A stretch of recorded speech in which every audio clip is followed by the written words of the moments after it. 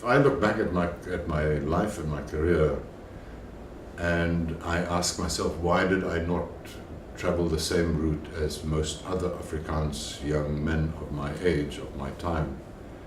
I would say it's because I went into journalism, because it made me see things. Although, I must also add, I recently wrote my memoirs and struggled with this very question. Why did I not become a minister in the Dutch Reformed Church, or a politician, or a soldier, or something in the old apartheid system? And I think my father had something to do with it. My father was a member of the Broederbond. He was an Afrikaner nationalist. He supported apartheid quite strongly. And yet he had a fundamental sense of justice. He came from a poor background. His parents suffered greatly in the Anglo-Boer War and were victims of the scorched earth policies. And so he made good, but he came from a very poor background. And I think that's where his sort of sympathy with the underdog came from.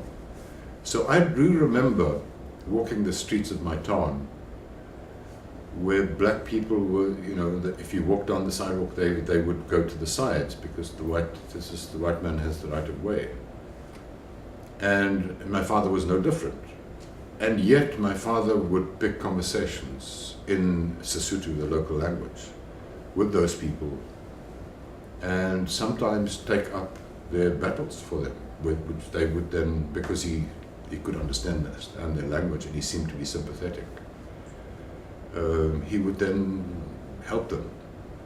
And I didn't think of much of it at the time, but in hindsight, that kind of fundamental sense of justice and decency, bizarrely within this framework of apartheid, had a very strong influence on me. I remember, for instance,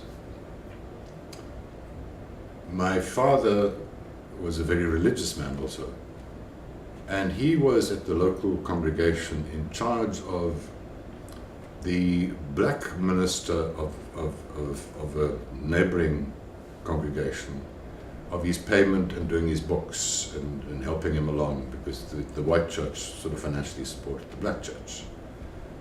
And this man, the Reverend Ernest Booty was his name, used to come once a week to our home in Kroonstad to bring the books and the invoices and stuff. Now I'm talking about the 50s and early 60s. In those days, the practice was that he would stop at the back, go through the backyard and knock on the door of the kitchen, because he's a black man. Somehow this didn't happen. He stopped in the street. We had a very big property, and he would walk the 200 meters to the front door, where he would be greeted by my parents, and they would either sit on the front veranda or they would go inside the home where my mother would serve tea and whatever.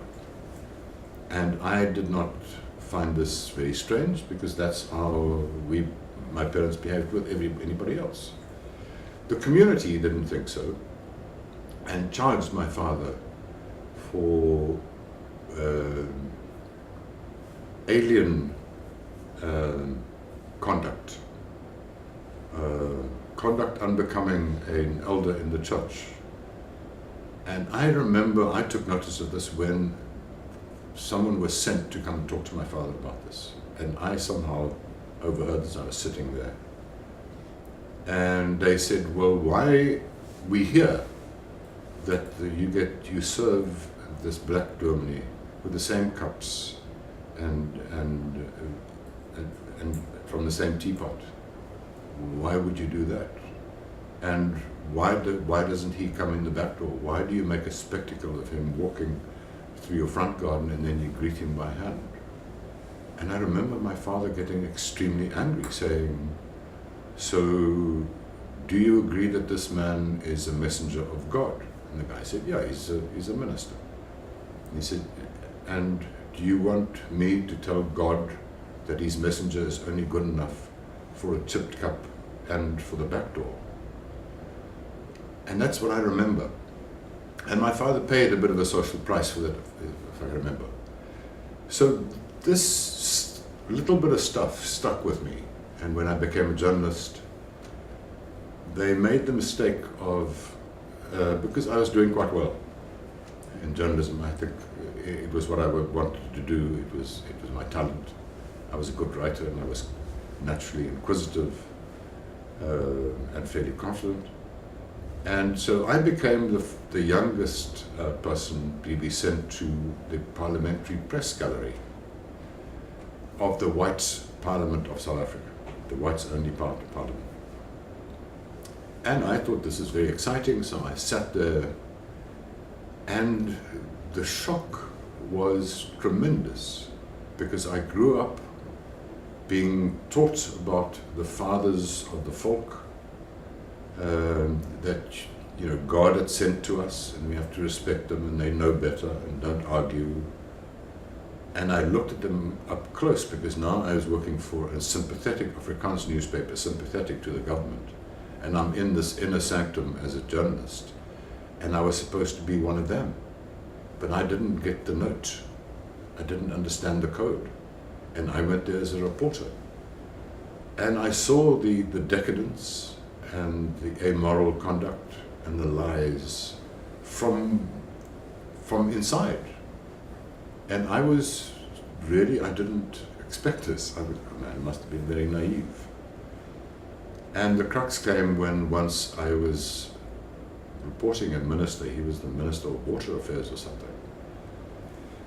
And I walked out and to file the story on what the minister just said. And my team leader, fellow journalist, said, no, we have to take your story to the minister first.